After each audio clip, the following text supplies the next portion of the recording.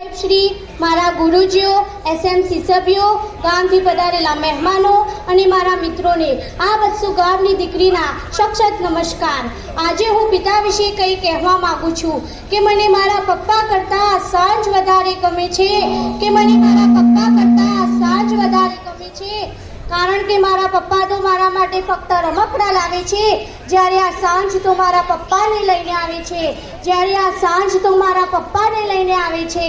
તમે શું જ જાણો છો કે દરેક કવિ અને લેખકોએ માતૃત્વની ઉગમ આપી છે, પણ ક્યારેય પણ પિતા વિશે ઉગમ આપવામાં નથી આવી। બાળકો નાનાથી મોટા થાય છે ત્યાં સુધી તેમને ભણવામાં માતૃપ્રેમ નિબંધ આવે છે, પણ ક્યારેય પણ પિતૃપ્રેમ નિબંધ નથી આવતો।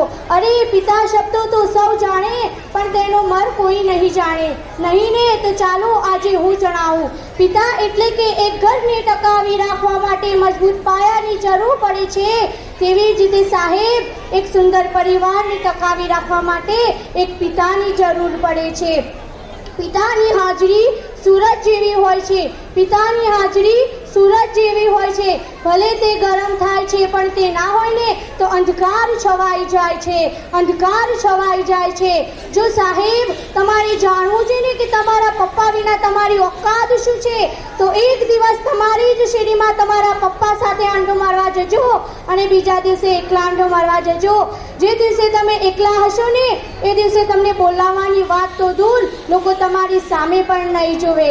मां गौનું गौरव छे तो पिता घरનું अस्तित्व छे, मां गौનું गौरव छे तो पिता घरનું अस्तित्व छे। બે સમયનું ભોજન માં બનાવે છે તો પૂરા જીવનભરની ભોજનની વ્યવસ્થા એક પિતા કરે છે। જ્યારે આપણે ચાલતા ચાલતા પડી જઈએ ત્યારે આપણા મોંમાંથી ઓહ માં નીકળી જાય છે, અને જ્યારે રસ્તો પાર કરતા ટ્રક અચાનક સામે આવીને બ્રેક મારે ને ત્યારે આપણા મોંમાંથી ઓહ બાપ રે નીકળી જાય છે, કારણ કે નાના સંકટોમાં માં અને મોટા સંકટોમાં પિતા યાદ આવે છે। અરે હું માનો વિરોધ નથી કરતી, પરંતુ પિતા વિશે કંઈ કહેવા માંગુ છું। સાહેબ પિતા એક એવા વ્યક્તિ હોય છે જેમના પડછાયામાં દીકરીઓ રાજ કરતી હોય છે।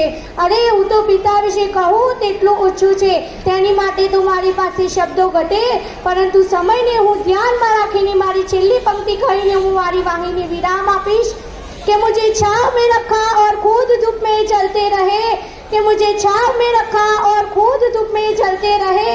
मैंने देखा एक फरिश्ता अपने पिता के रूप में, मैंने देखा एक फरिश्ता अपने पिता के रूप में। Thank you. जय हिंद, जय भारत।